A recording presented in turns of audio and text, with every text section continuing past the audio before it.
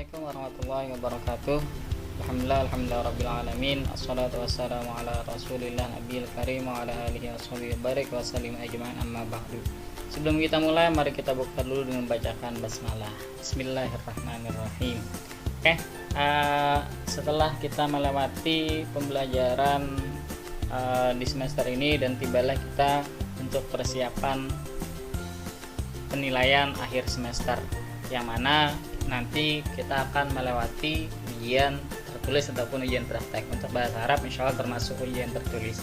Nah, hari ini Ustaz akan membagikan kisi-kisi atau kita akan membahas bersama-sama kisi-kisi apa dan seperti apa atau bagaimana soal yang nanti akan kalian hadapi. Yang pertama kita lihat soal kisi-kisi soal nomor 1. Di sini tertulis mengingat kembali terjemahan kalimat dari teks yang berkaitan dengan amalul murahiqin. Ingat, amalul murahiqin adalah tentang cita-cita. Jadi ada teks bacaan nanti. Kemudian kalian akan diminta untuk mengenali terjemahan dari beberapa kalimat dari teks tersebut. Ini insya Allah tergolong mudah asalkan kalian punya teksnya. Jadi waktu pengerjaan 1,5 jam itu atau 90 menit itu insya Allah bisa selesai selama kalian punya bahan lengkap tentang teks-teks ini. Itu yang pertama. Yang kedua, tentang an, menjelaskan perubahan fiil mudhari setelah ditambahkan an. Jadi fiil mudhari asalnya adalah berharakat dhammah. Contoh seperti ini. Contoh yadhabu. Ini fiil mudhari. Harakat ujungnya dhammah. Tapi kalau ditambahkan an, maka dia akan menjadi an yadhaba. Nah, ini ujungnya berharakat fathah. Ingat, an ini merubah fiil mudhari menjadi ujungnya berharakat fathah. Itu menentukan, menjelaskan perubahannya. Jadi misalkan kenapa ujungnya ini berharakat dhammah. Nah, kemarin juga ada selain tentang an ini adalah tentang menghilangkan nun. Contohnya seperti ini. Jika fi'il mudhari itu dhamirnya anti atau untuk perempuan, misal tadhabina tambahkan an, ini bukan ujungnya yang berharakat fathah karena nun ini sudah berharakat fathah, tapi nanti akan menghilangkan nunnya. Nah, ini untuk perempuan. Kemarin seperti ini. Kalau laki-laki berubah jadi asalnya dhammah menjadi fathah, kalau perempuan tadhabina menjadi antadhabi. Nah, seperti itu untuk an. Kemudian selanjutnya adalah tentang menentukan perubahan fi'il mudhari setelah ditambah an. Nah, jadi nanti ketika ada contoh Ustaz yang asalnya dhammah atau ada nunnya terus tambahkan an, maka dia akan berubah menjadi apa? Tadi sudah saya jelaskan. Itu untuk nomor 2 dan 3. Kemudian nomor 4, menyimpulkan isi teks yang berkaitan dengan as-sihhatu wa ri'ayah sahihah. Ini tentang teks kesehatan kemarin. Jadi nanti saya siapkan teksnya, kemudian saya tanya tentang isi teks tersebut. Misal kenapa kita harus berolahraga, misalnya dalam teks tersebut seperti itu, maka kalian harus menjawab atau harus memahami teks, kemudian bisa menjawab soalnya. Jadi itu untuk soal nomor 4. Nomor 5, menentukan struktur maf'ul bih dalam kalimat. Jadi nanti Ustaz berikan contoh soal, misalkan seperti ini. Contohnya seperti ini.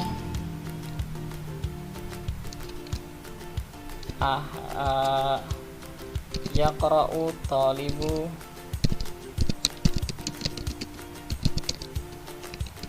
Al-Qur'ana. Nah,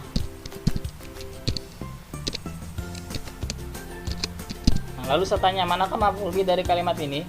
Maka ingat maf'ul bih itu adalah isim ma'rifah, isim yang pakai alif lam atau berupa nama orang, kemudian ujungnya berharakat fathah. Nah, ini maf'ul bihnya.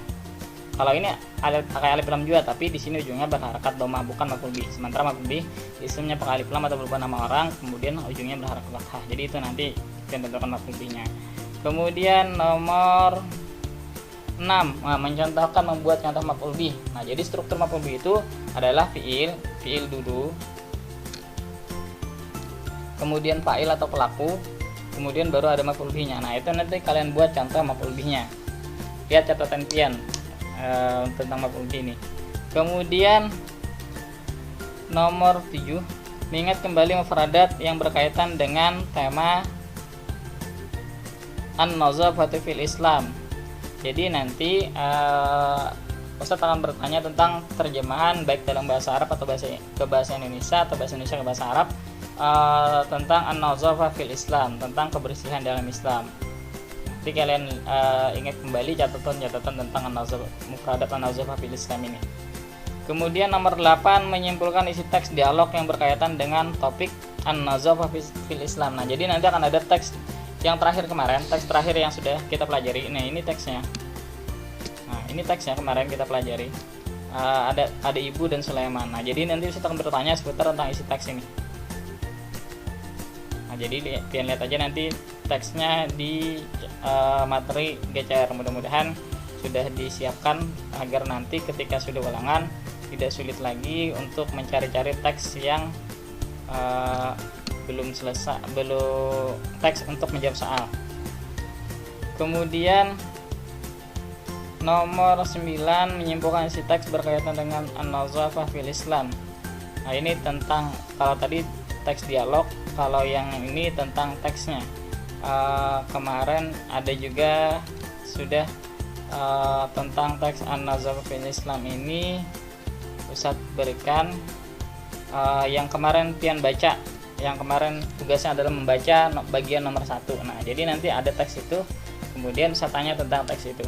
Jadi intinya pian harus paham dulu teksnya supaya nanti lebih mudah menjawab soal nomor 9. Nomor 10, membuat struktur idhofah dalam kalimat. Nah, struktur idhofah dalam kalimat ini nanti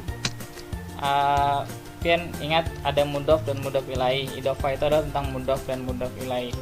Contohnya seperti yang kemarin dalam materi itu seperti ini, kitabul mudarris, buku ditambah bersandar kepada al mudarris. Contohnya, nah ini pian baca dan pian pahami. Di video itu insya Allah mudah saja. Dan kalau pian sudah membaca dan memahami videonya, video pembelajaran di GCR tentang mudhof ilaih ini. Nah, itu nomor 10. Jadi pian nanti diminta untuk membuat contoh seperti ini. Ada struktur mudhof dan mudhof ilaihnya. Nah, ini beberapa contoh yang lain.